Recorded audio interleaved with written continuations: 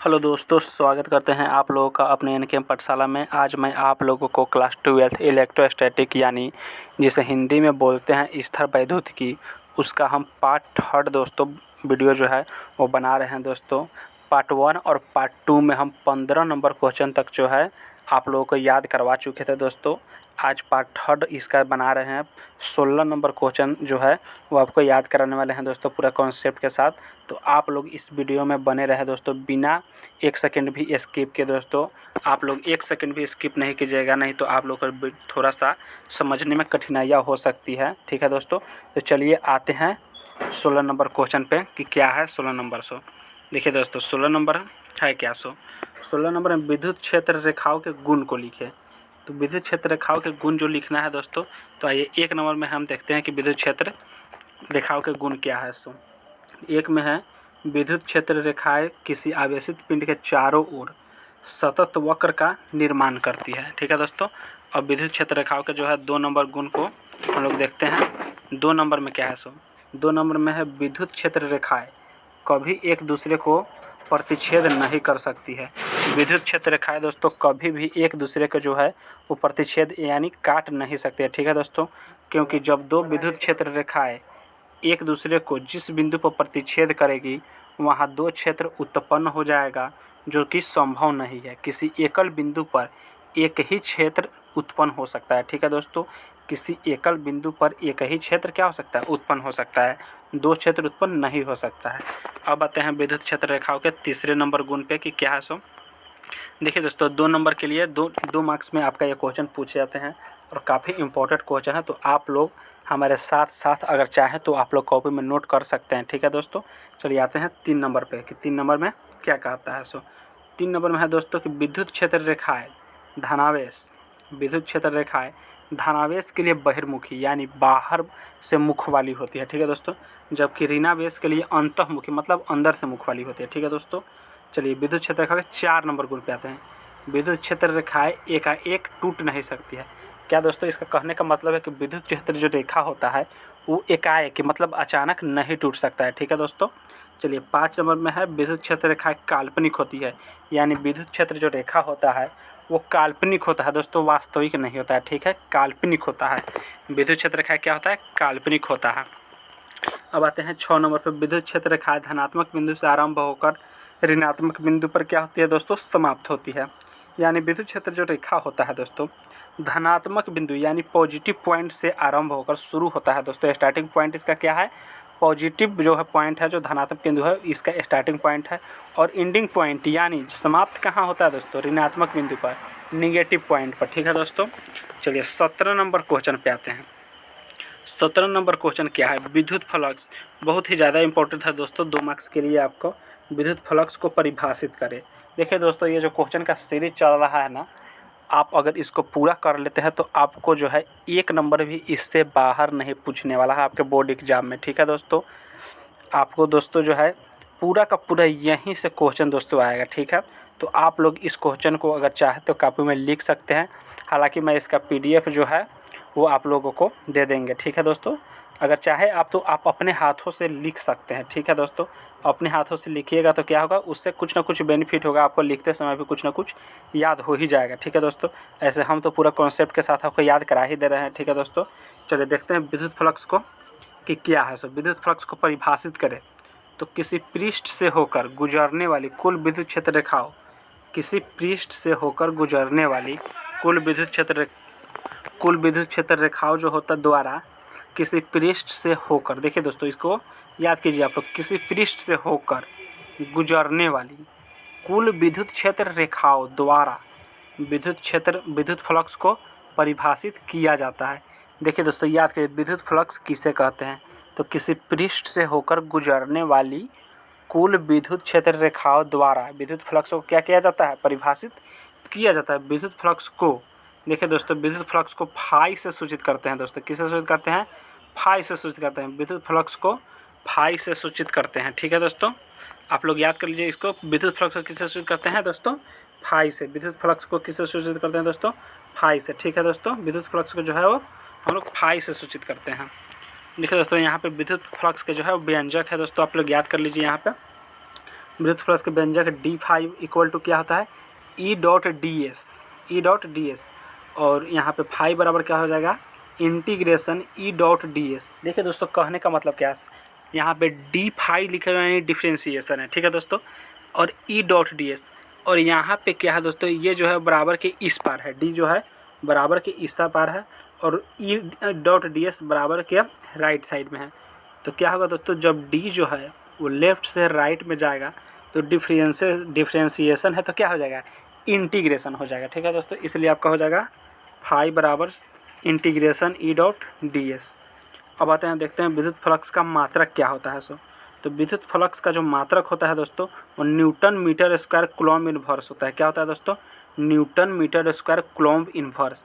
इसका बीमीय सूत्र क्या होता है, डायमेंशनल फार्मूला इसका होता है ML/Q T−3A इन्वर्स होता है। क्या ML/Q T−3A इन्वर्स होता है, ठीक है दोस्तों।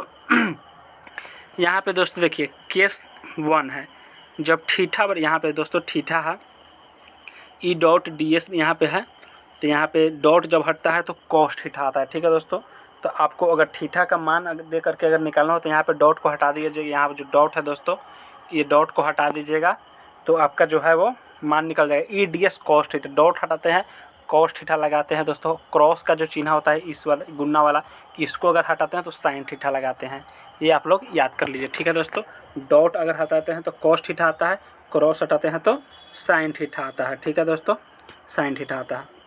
तो चलिए देखते हैं यहाँ पे अब आते हैं दोस्तों क्या आगे एक न्यूमेरिकल। दोस्तों न्यूमेरिकल का क्या करेंगे हम दोस्तों, एक जो जब इस चैप्टर समाप्त हो जाएगा इलेक्ट्रोस्टैटिक तो एक न्यूमेरिकल का हम सीरीज लेकर आएंगे, आपको पूरा का पूरा न्यूमेरिकल क्लियर करा देंगे, ठीक है दोस्तों। तो अभी आते हैं सिर्फ और सिर्फ हम लोग जो है वो कॉन्सेप्ट पे ध्यान देते हैं, ठीक है।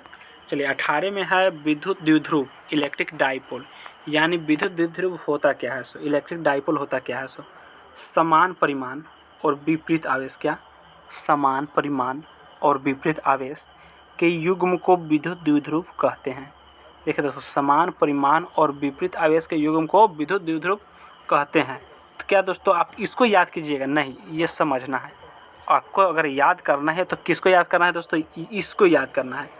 यह क्या होगा आपके फार्मूला में डायरेक्ट जो है वो अप्लाई होने वाला है। तो देखिए दोस्तों ये फार्मूला में अप्लाई किस तरह होगा आपको हम इसके बारे में भी बताते हैं। देखिए दोस्तों यहाँ पे हम दो समान परिमाण वाले विपरीत आवेश, यानी विपरीत आवेश समझ रहे हैं Q1/Q2, लेकिन दो समान परिमाण वाले एक दूसरे से 2L दूरी पर उपस्थित हो तो इसके युग्म से विद्युत द्विध्रुव को परिभाषित करते हैं। आइए यहाँ पे समझते हैं। A और B दो पॉइंट है दोस्तों, Q आवेश है Q और -Q समान, यहाँ पे असमान दोस्तों था और इसके बीच की दूरी क्या है 2L है, ठीक है दोस्तों।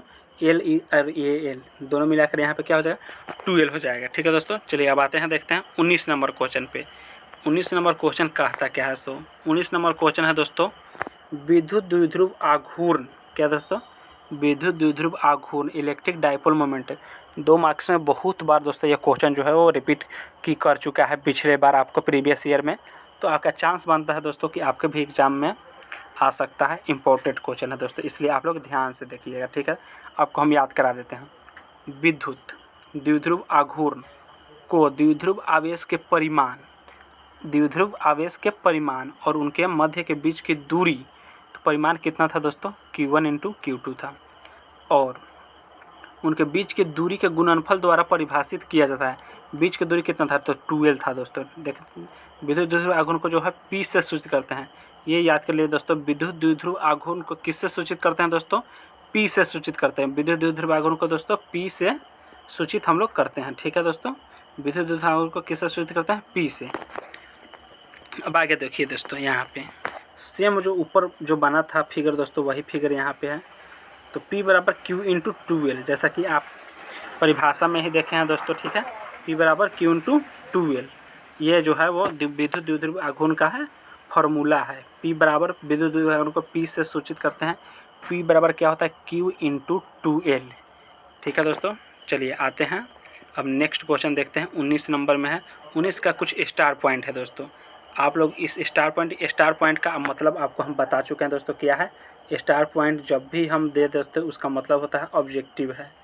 आपको 1 मार्क्स में दोस्तों पूछने का पूरा चांस इसको रहता है। तो आइए इसको अच्छे से समझते हैं। विद्युत द्विध्रुव आघूर्ण का इकाई जो होता है क्या होता है, कूलॉम मीटर होता है, कूलॉम मीटर होता है। ठीक है दोस्तों, विद्युत द्विध्रुव आघूर्ण का इकाई क्या होता है, कूलॉम मीटर। ये जो लिखा हुआ है दोस्तों ये क्या है, कूलॉम मीटर है। ठीक है दोस्तों, तो विद्युत द्विध्रुव आघूर्ण का इकाई कूलॉम मीटर होता है। इसका विमीय सूत्र कितना होता है, तो दोस्तों इसका जो विमीय सूत्र होता है वो होता है आपका m0 LTA होता है। ठीक है दोस्तों, क्या होता है, LTA। आपको हमने बताया था कूलॉम का क्या होता है दोस्तों, तो कूलॉम का AT होता है। क्या होता है, AT होता है। अब मीटर है, मीटर का क्या होता है दोस्तों, मीटर का L होता है। तो यहाँ पे क्या हो जाएगा, L, M के बाद क्या आता है, तो M यहाँ पे नहीं है, M0 हो जाएगा। M के बाद L आता है तो L एगो है तो एक हो गया। L के बाद क्या T आता है तो T भी है तो T हो गया।